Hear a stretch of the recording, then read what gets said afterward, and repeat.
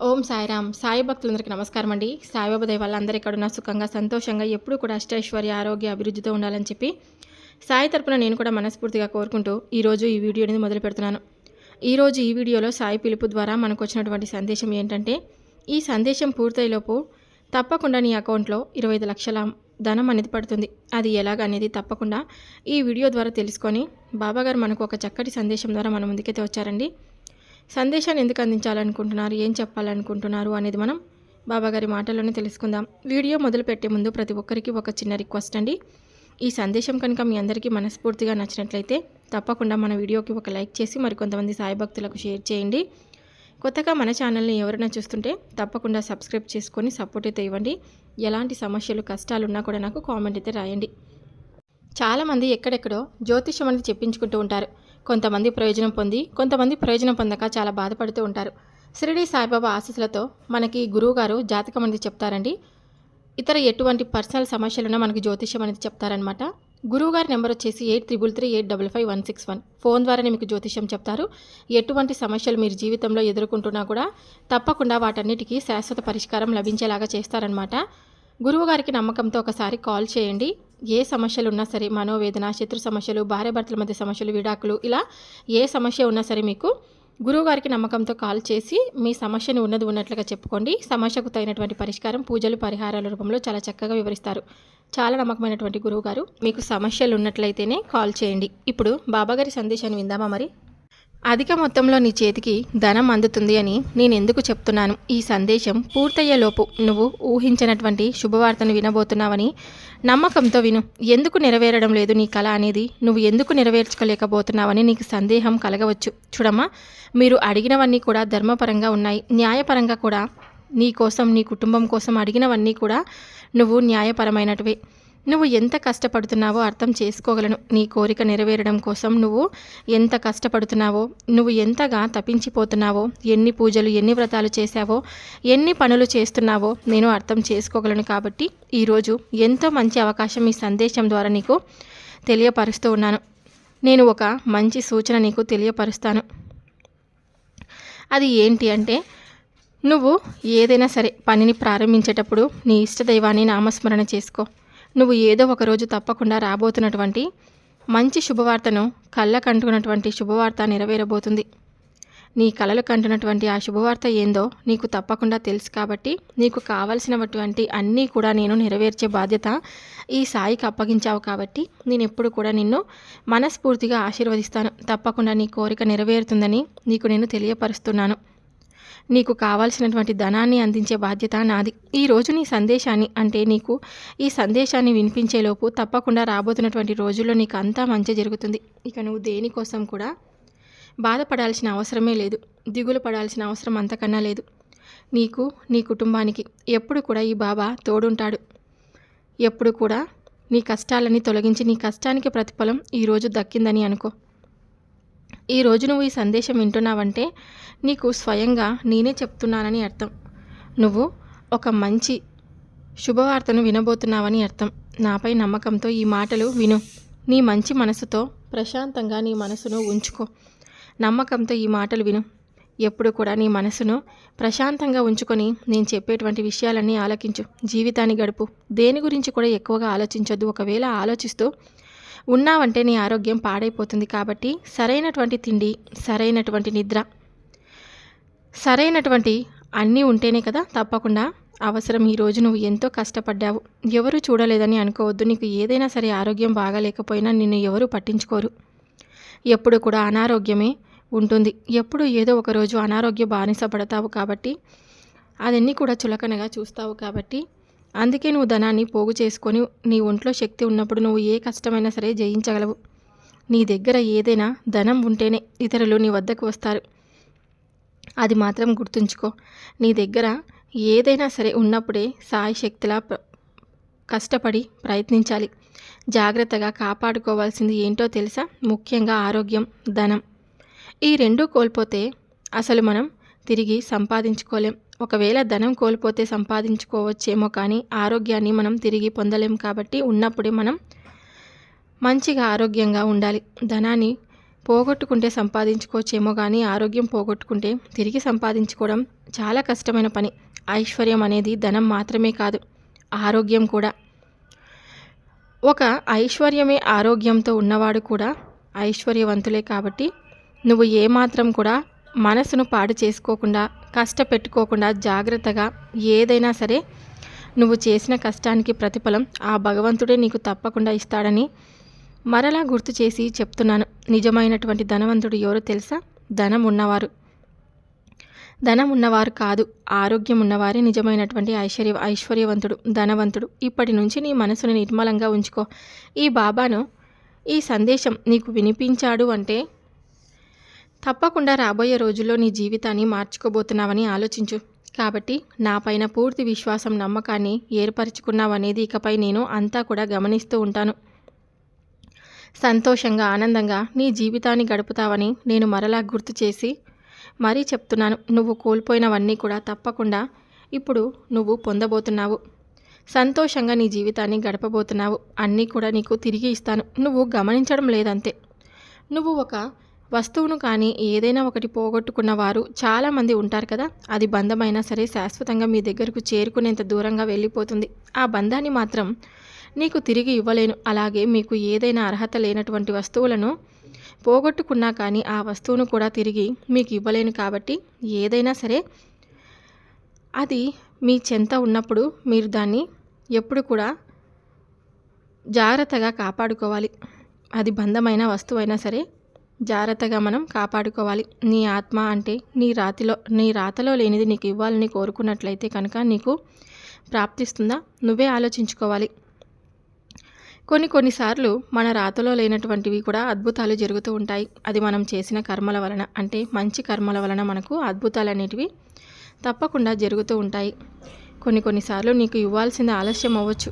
కొన్నిసార్లు నీ అదృష్టం బాగుండి అన్ని విధాలుగా కలిసి వచ్చే విధంగా అడగగానే ఏదైనా సరే ఒక్కొక్కసారి నీకు రావచ్చు. మీరు అనుకోవచ్చు, బాబా నా విషయంలో కాస్త ఆలస్యం అనేది జరిగింది, ఎందుకు ఇలా చేశావు? నేను అడిగిన దాన్ని ఎన్నోసార్లు ఎన్నో పూజలు చేసినా, ఎంత వేడుకున్నా కానీ నాకు ఏదీ ప్రాప్తించడం లేదు. అసలు నేను చేసుకున్నటువంటి పాపం ఏమిటి? నాకు నువ్వు మాత్రం ఇవ్వలేకపోతున్నావు. ఎంతవరకు మా బాబాని ఎంతవరకు నమ్ముకున్నానో, ఎంతగానో నా వైపు నమ్మకాన్ని పెంచుకున్నానో, అయినా సరే నా జీవితంలో ఏ మార్పు అనేది రావడం లేదు, ఏ సమస్య కూడా ఒక కొలిక్కి రావడం లేదు అని నువ్వు అనుకోవచ్చు. కానీ ఒకటి మాత్రం చెప్తాను వినమ్మా. మీ రాతలో లేనిది మీకు ఎలా వస్తుంది చెప్పండి? అది మీకు రాతలో రాసిపెట్టి లేనిది అంటే రాసిపెట్టి ఉన్నది తప్పకుండా వస్తుంది. గుర్తుంచుకోండి, మీ రాతలో లేనిది ఎన్నిసార్లు మీరు ప్రాధేయపడినా సరే అది రాదు. నీ వద్ద కష్టపడి సంపాదించింది ఏదైనా పొందాలని అది ఆలస్యమైనప్పటికీ కూడా మీ రాతలో లేనప్పుడు కూడా మీ భగవంతుడు తప్పకుండా ఇస్తాడు. అందుకే నీకు ఏదైతే కావాలో అది మనస్ఫూర్తిగా దానిపైనే కష్టించు, దానిపైనే శ్రమించు, పూర్తి శ్రద్ధ సబూరితో ఉండు. నువ్వు కోరింది ఏదైనా కానీ నీకు తప్పకుండా అందించే బాధ్యతను ఈ బాబా తప్పకుండా తీసుకుంటాడు. నువ్వు సంపాదించి వచ్చిన డబ్బులతో నీ భార్యకి చేతికి ధనాన్ని ఇచ్చేవాడైతే, ఇంకా మనం ఇంట్లో కుటుంబ సభ్యులతో ఎప్పుడు కూడా సంతోషంగా ఉండాలని అనుకునే వాళ్ళైతే, డబ్బుని వినియోగించి భర్తకి శుభ్రంగా వండిపెట్టి తాను కూడా తినేది, మెల్లమెల్లగా తాగుడు కూడా మానేసి చక్కగా ఆమె కొంచెం ఎక్కువగా సంపాదించడం మొదలు పెడితే కనుక కుటుంబం చాలా సంతోషంగా ఉంటుంది. ఎప్పుడైనా సరే తాగుడికి బానిస అయిన వారు జీవితంలో సంతోషంగా ఉండలేరని మాత్రం గుర్తుపెట్టుకోండి. ఎందుకంటే కుటుంబం మొత్తం సర్వనాశనం అయిపోతుంది. కాబట్టి ఏదైనా సరే చెడు అలవాట్లకి మనం దూరంగా ఉండాలి. మనం ఏదైనా కానీ కోరుకున్న వెంటనే రాదు కదా, కొంచెం వేచి ఉండాలి. అది ఏదైనా సరే, సంతోషమైన, ఆనందమైన, ఇంకా ఏదైనా సరే మనం కొంచెం ఓర్పుతో వ్యవహరించాలి. అప్పుడే మనం అనుకున్న కార్యాలు ఆశించినట్లుగా తప్పకుండా మనకు జరుగుతాయి. వసంతం కోసం, వర్షం కోసం చెట్లు నిరీక్షించవు కదా, అలాగే కాలం అనుకూలించగానే వసంతంతో చెట్లు చిగురిస్తాయి. నువ్వు చేయవలసిన పనిని చిత్తశుద్ధితో నిర్వహించాలి. ఫలితం కోసం ఎదురు చూడొద్దు. అర్థం లేని నిరీక్షణలో ఎటువంటి ఆలోచన, ఎటువంటి తత్వం లేదు. ఎప్పుడు కూడా అర్థం లేని నిరీక్షణలో కాలం వ్యవహరించకూడదు కదా. నేను జరగనిది అంటూ జరుగుతుందనే ఆశతో నిరీక్షించాలి. అంతేకాని ఇప్పుడే జరగాలి, లేదు అంటే కృంగిపోకూడదు. రావాల్సిన సమయంలో ఖచ్చితంగా మనకు రానుంది, ఖచ్చితంగా వస్తుంది. రామాలయంలో శబరి రాముడి దర్శనం కోసం ఎంతో కాలం నిరీక్షించింది. రాముడు అరణ్యవాసం ఆమె పాలిట వరమైంది. ఆమె నిరీక్షణ కూడా ఫలించింది. చివరికి తనకు వరమయ్యింది. ఆమె నిరీక్షణ కూడా ఫలించి రాముడు దర్శనం అయ్యింది. ఆయనకు ఆతిథ్యం ఇచ్చి ధన్యురాలు అయ్యింది. భక్త శబరిగా చరిత్రలో నిలిచిపోయింది. అంటే రాముడు అరణ్యవాసమే కదా. ఆమెకు కాలం కాబట్టి కాలం కలిసి రానంత వరకు ఎదురు చూడాల్సిందే అని చెప్తున్నాను. శబరి ఎంతో నిరీక్షించింది కదా. ఆ పరిస్థితి ఎదురైనప్పుడు నిరాశ నిస్పృహలతో కృంగిపోలేదు. ఎట్టి పరిస్థితుల్లో కూడా మనిషి ఆశ్రయించవలసింది ఆశావాదాన్ని తప్ప నిరాశవాదాన్ని కాదు. కొన్నిసార్లు కూడా ఆశని తగ్గించుకోకూడదు. అయితే ప్రతినిత్యం కూడా ఆశని పెంచుకుంటూనే ఉండాలి. ఏంటి కఠినమైన పరీక్షలు తీవ్రంగా ఉన్నాయని అన్నప్పుడు ఆ తీవ్రంగా ఉన్నప్పుడు వాటి నుంచి బయటపడడానికి పరిష్కార మార్గం వెతకాలి తప్పితే నిరాశ పడకూడదు. జీవితం మీద విరక్తి పెంచుకోకూడదు. లంకలో సీత కోసం వెతుకుతూ వాయనంద్రుడు విసిగిపోయాడా? విసిగిపోలేదు కదా. సీతమ్మ ఎలా అయినా సరే కంటపడుతుందంటే ఆశ ఆయన గుండెల్లో చిగురించి తిరిగి ప్రయత్నాలు కొనసాగించాడు. సీతమ్మ జాడ కనిపెట్టి రామకార్యాన్ని పూర్తి చేశాడు. అందుకే మనసులో ఎప్పుడు కూడా అనుకూలమైన ఆలోచనలు నింపుకోవాలి. ఆశ మనిషిని విజయ తీరాన్ని చేరుస్తుంది. కాలం ఎప్పుడు కూడా అనుకూలమైనటువంటి ఆలోచనలలో మనం కలిసి రానప్పుడు మనకు వచ్చేటువంటి సమస్య నుండి తప్పించుకునే ప్రయత్నాలు మనము చేస్తూ ఉండాలి. కొందరు ఇతరులపై నిందలు మోపుతూ ఉంటారు. అలా ఎప్పుడు కూడా నువ్వు చేయకూడదు. నిజానికి నీ యొక్క ఘనత నువ్వు చేసే పనులను బట్టి ఉంటుంది. నీ మౌనం కూడా కొంతవరకు కారణమని నువ్వు తెలుసుకోవాలి. ఆ యొక్క సమయంలో సానుకూలత దొరకని ఆశా దృక్పథం నీ ఆలోచనలు మార్చుకుంటే నీ జీవితంలో అద్భుతంగా మారిపోతుంది.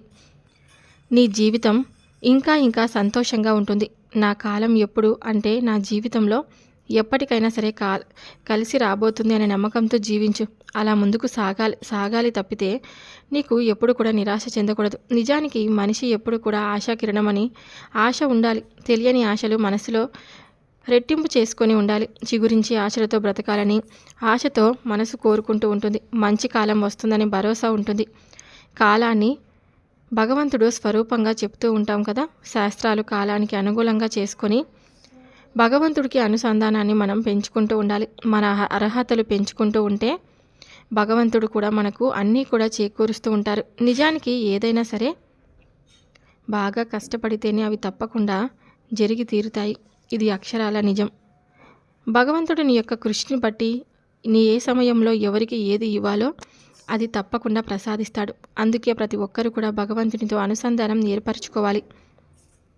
కష్టం రాగానే భగవంతుని నిరాకరించకూడదు. నిరంతరం భగవంతుడి సాధనంలో ముందుకు సాగితే విజయం రాక మానదు. అయితే అలా కాకుండా నువ్వు ఎప్పుడైతే నిరాశ చెందుతావో ఆ నిరాశ అనేది ఎక్కువైపోయి ఎక్కువ బాధలు మిగిలిస్తూ ఉంటుంది. నీ మనసు ఏదో బాధని మరింత పెరిగి దాని యొక్క దిగులు అమితమైన దిగులుగా మారిపోతుంది. నువ్వు అనుభవించే ఈ భోగం రేపటితో వేరొకరిదని గుర్తుంచుకో. రేపు మరొకరి సొంతం కావచ్చు. కాబట్టి మార్పు అనేది ప్రకృతి సావాసం. కాబట్టి ప్రకృతి సహజంగా ఉన్న దాని గురించి ఎప్పుడు కూడా ఆలోచించొద్దు. కాలం అలా చెప్తే అలానే పోనివ్వు.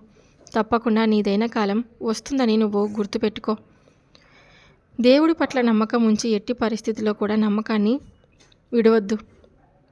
పోగొట్టుకోకుండా ఉంటే తోటి వారితో ఉన్న మంచి మాత్రమే చూడగలిగితే వారిలో ఉన్న చెడు లక్షణాలు కూడా పట్టించుకోకుండా ఉంటే నువ్వు మంచిగా ఉంటావు. నీది నువ్వు మాత్రమే చూసుకోవాలి. నిన్ను నువ్వు మాత్రమే పరీక్షించుకుంటూ సమీక్షించుకుంటూ సన్మార్గంలో వెళ్తుంటే విజయం రాక ఇంకేం వస్తుంది చెప్పు. నువ్వు ఈ సాయి సన్మార్గంలో అంటే వెళ్తున్నావు కాబట్టి ఓటమి అనే మాట నీ దరిదాపుల్లో కూడా రానియొద్దు. సాయి నామం ఈ విశ్వంలో దివ్యనామం. తల్లి, నన్ను ఎప్పుడు కూడా నమ్ముతూ ఉంటావు కదా. నీ తండ్రి యొక్క నామస్మరణ ప్రతినిత్యం కూడా పఠిస్తూ ఉండు. నీకున్నటువంటి కష్టాలు అన్నీ కూడా పటాపంచలైపోతాయి. తప్పకుండా నువ్వు ఏదైనా సరే పూర్తిగా జాగ్రత్తగా తెలుసుకోవాలి. ఏదైనా సరే నీ దగ్గర ఉన్నంత వరకే దాని విలువ ఉంటుంది. ఒకసారి చేయి జార్చుకుంటే చాలా అంటే చాలా ఎన్నెన్ని జన్మలు ఎత్తినా సరే కలిసి రాదు. నువ్వు ఇప్పుడు కోల్పోయిన బంధం కావచ్చు, వస్తువు కావచ్చు, ధనం కావచ్చు, ఇంకా ఏదైనా సరే తిరిగి మరలా తప్పకుండా నేను ఇవ్వగలను. సమయాన్ని మాత్రం పోగొట్టుకుంటే తిరిగి ఎప్పటికీ కూడా ఇవ్వలేను. నువ్వు చేసేటువంటి పని సరైనటువంటి సమయంలో చేయి. అలాగే నువ్వు ఎంచుకున్న మార్గాన్ని సరైన మార్గంగా ఉండేందుకు నీకు నువ్వే ఎన్నో కష్టాలు ఎదురైనప్పటికీ మంచి మార్గంలో నడువు. అంటే కొంతమంది అన్ని సమస్యలు కానీ కష్టాలు కానీ ఎదురైనప్పుడు ఏం చేస్తారంటే అన్యాయమైనా పర్లేదు, అక్రమమైనా పర్లేదు, ఒకరు బాధపడినా పర్లేదు, మనం బాగుంటే చాలు అనేది. అలానే మనకి ఏదైనా కానీ వస్తే చాలు, మనం కుటుంబంతో ఉన్నవారు బాగుంటే చాలు, మేము బాగుంటే చాలని అనవసరంగా ఏవేవో పిచ్చి ఆలోచనలు చేసి మంచి మార్గంలో కాకుండా చెడు మార్గంలో ప్రవేశించడం కూడా నిర్ణయించుకుంటారు. కాబట్టి నువ్వు ఎప్పుడూ కూడా అలా చేయొద్దు. నీ కష్టం నువ్వు ఏ విధంగా జయించావనేది నీకు ముఖ్యం. కాబట్టి ఎవరు ఎన్నైనా అనుకోని దాని గురించి నువ్వు ఏమీ అనుకోవద్దు. నీకు కష్టం కానీ కన్నీళ్ళు కానీ ఏదైనా సరే ఆ భగవంతుని నమ్ముకున్నాక నువ్వేమీ కూడా అన్యాయంగా ఉండిపోవు. ఈరోజు కాకపోయినా ఏదో ఒక రోజు నీకు దక్కవలసింది ఆ భగవంతుడు ఇస్తాడు. ఎందుకంటే నువ్వు ఎంత కష్టపడినా ఎన్ని సమస్యలు ఎదుర్కొన్నా నీ కోరిక నెరవేరట్లేదని నిరాశ చెందుతూ ఉన్నావు కదా. నీవు మాత్రం మంచి మార్గంలో ఉంటే నిన్ను చూసి ఆ భగవంతుడు కూడా మెచ్చుకుంటాడు. అమ్మా, నా బిడ్డకే ఇన్ని కష్టాలు వచ్చాయి, ఇన్ని సమస్యలు వచ్చాయి కదా, ఇంతకాలం బాధ పెట్టావు, పరీక్షలు పెట్టిన మంచి మార్గంలో నా బిడ్డ నడుస్తుందని ఆ భగవంతుడు కూడా సంతోషిస్తాడు. అప్పుడు నీకు దక్కవలసింది ఎటువంటి అదృష్టమైనా నీకు దూరం చేయడానికి నీకు దశను కలిగించేలా చేస్తాడు. మంచి మాటలు ఎప్పుడు కూడా చేదుగానే కనిపిస్తాయి. అలాగే ఏదైనా ఒక మంచి మార్గంలో నువ్వు నడుస్తున్నప్పుడు కాస్త నీకు కష్టంగా అనిపించవచ్చేమో. మొదట కష్టంగా అనిపించిన తరువాత చాలా బాగా ఉంటుంది. దానివల్ల నీకు ఉన్నతమైనటువంటి స్థితి సమాజంలో ఎక్కువగా ఉన్నతమైనటువంటి మాట నీకు నువ్వుగా అంటే స్థిరంగా నిలబడగలుగుతావు. కాబట్టి ఎన్ని కష్టాలు వచ్చినా కానీ మంచి సమయాన్ని కోల్పోవద్దు. ఏదైనా కానీ నువ్వు చేయవలసినటువంటి పనిపైనే దృష్టిని సాధించి నువ్వు విజయం పొందేంత వరకు అహర్నిశలు కష్టపడుతూ ఉండు. నేను నీ కష్టానికి తగినటువంటి ప్రతిఫలాన్ని నీకు ఇవ్వకుండా ఉంటానో చెప్పు. నువ్వు నీ కుటుంబాన్ని జీవితంలో ఏం కోల్పోయినా కానీ నీకు తిరిగి ఇవ్వగలను. సమయాన్ని అలాగే తిరిగి రానటువంటి బంధాన్ని కోల్పోతే మాత్రం మరలా నీకు తిరిగి తీసుకొచ్చి ఇవ్వలేను. కాబట్టి నువ్వు ఈ రోజుల్లోనే బంధం బలంగా ఉన్న రోజుల్లోనే దాంతో ఆనందంగా సంతోషంగా గడపాలి. అలాగే సమయాన్ని జాగ్రత్తగా ఉపయోగించుకోవాలి. అర్థమైంది కదా. నేను ఇప్పుడు నీకు ఏమి ఇవ్వాలనుకుంటున్నాను అంటే నువ్వు ఏదైనా సరే కొంచెం నేను దూరమైనటువంటి బంధాన్ని కావాలనుకుంటున్నావు కాబట్టి ఆ బంధాన్ని నీ వద్దకు చేసేలా చేస్తాను. అలాగే నువ్వు పోగొట్టుకున్న ధనాన్ని న్యాయపరంగా నువ్వు కష్టపడినటువంటి ధనాన్ని నీకు అందించే తీరుతాను. సమయాన్ని నీకు అన్ని విధాలుగా కూడా నీకు నీ ముందు ఉంచబోతున్నాను. అలాగే నీ కోసం నీకు రాబోతున్నటువంటి అదృష్టం కోసం తప్పకుండా సంతోషకరమైనటువంటి రోజులు రాబోతున్నాయని మరొక్కసారి తెలియచేస్తున్నాను. ఎప్పుడు కూడా ఎవరిని బాధ పెట్టొద్దు. నీ చేతులతో, నీ కష్టాలతో, నీ బాధలతో ఎప్పుడు కూడా ఎవరిని కష్టపెట్టొద్దు. ఎప్పుడు కూడా సంతోషంగా ఉండు. జీవితంలో ఎవరిని ఎప్పుడు కూడా బాధ పెట్టొద్దు. ఈ బాబా చెప్పినటువంటి ప్రతి మాటను గుర్తుంచుకో. నీ అకౌంట్లో డబ్బులు ఖచ్చితంగా 25 లక్షల పైనే అది సొంతం, నీ ధనమే, నీ సొంత ధనమే నీకు తప్పకుండా అందుతుంది. నువ్వు తర్వాత ఆ ధనాన్ని తీసుకున్న తర్వాత చాలా అంటే చాలా వృధాగా ఖర్చు పెట్టకుండా చాలా అంటే చాలా పొదుపుగా ఖర్చు పెట్టాలని మరలా నీకు గుర్తు చేసి చెప్తున్నాను. జీవితం అంటేనే చాలా కష్టాలను, చాలా బాధలను అనుభవించినటువంటి సమయం. ఎన్నో సమస్యలను, ఎన్నో కష్టాలను అనుభవించావు. ఇప్పుడు నీకు తప్పకుండా సరైనటువంటి మార్గంలో నిన్ను నడిపించే బాధ్యతను ఈ బాబా నీకు తప్పకుండా తీసుకొని వస్తున్నాడు. ఎప్పుడు కూడా బాధపడొద్దు, దిగులు చెందొద్దు. ఎవరూ లేరని, కష్టాల పాలవుతున్నానని, ఎప్పుడు కూడా నష్టపోతున్నానని ఎప్పుడు కూడా నువ్వు టెన్షన్ చెయ్యొద్దు. అలా చేస్తుంటే కనుక నీకు ఇంకా ఇంకా బాధ కలిగి జీవితం అనేది చాలా కష్టంగా, కష్టభరితంగా కనిపిస్తుంది. కాబట్టి అంతా కూడా భగవంతుడు చూసుకుంటాడు అనేటువంటి ధైర్యాన్ని నింపుకో. నాపై భారం వదిలే, నేను అన్నీ కూడా చూసుకుంటాను. అహర్నిశలు కష్టపడుతున్నటువంటి నీకు ఎప్పుడు కూడా సంతోషంగా జీవితాన్ని గడిపేందుకు ఈ బాబా నీకు మంచి మార్గాన్ని ప్రసాదించబోతున్నాడని బాబాగారు మనకు ఈరోజు ఈ సందేశం ద్వారా తెలియపరుస్తున్నారండి. సందేశం కనుక మీ అందరికీ మనస్ఫూర్తిగా నచ్చింటే కనుక తప్పకుండా మన వీడియోకి లైక్ చేస్తారు కదా. ఇంకొంతమంది సాయి భక్తులకు షేర్ చేస్తారని ఆశిస్తున్నాను. రేపు సాయి పిలుపు ద్వారా వచ్చే సందేశంతో మళ్ళీ కలుద్దాం. అంతవరకు బాబాగారి ఆశీస్సులు మీపై, మీ కుటుంబంపై ఎల్లవేళలా ఉండాలని చెప్పి మనస్ఫూర్తిగా నేను కోరుకుంటున్నాను. సర్వే జనా సుఖినో భవంతు. ఓం సాయిరామ్.